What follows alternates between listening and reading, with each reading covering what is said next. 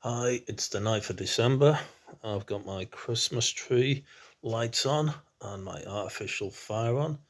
I always put the artificial fire on to highlight the fact that the British government will soon make it impossible for you to use real wood fires anywhere. Not net zero, carbon emission stuff. But anyway, there we are.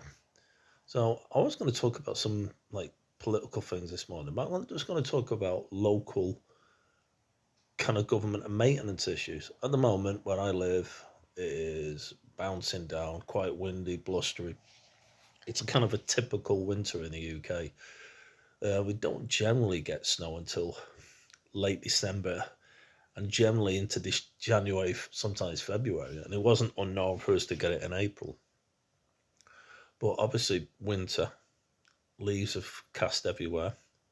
And back in the day when I was a kid, it was a regular occurrence that the local council would send around the gully sweepers and all the road gullies were cleaned and maintained on all the road edges were for a simple fact it kept the groundwater off the roads.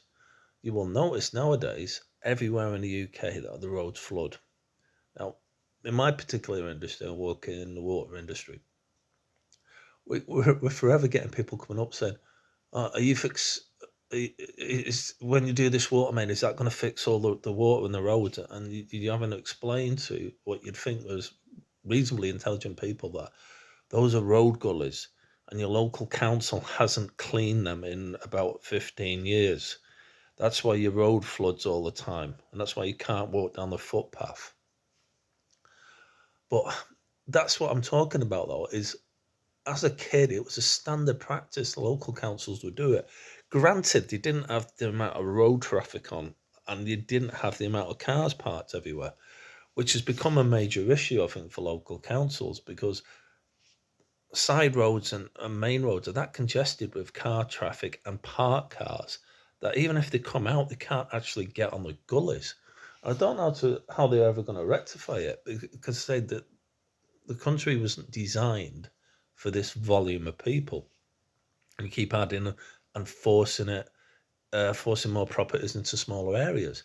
So every time you see a road flooded anywhere, it's nothing other. It's not like oh suddenly because it's like climate change. We've had rain for fucking centuries. It's the fact that we're not maintaining the infrastructure. All the gullies are blocked. You see huge areas flooded because nobody's cleaned the damn things. Anyway, that's my little video for today. Bye now.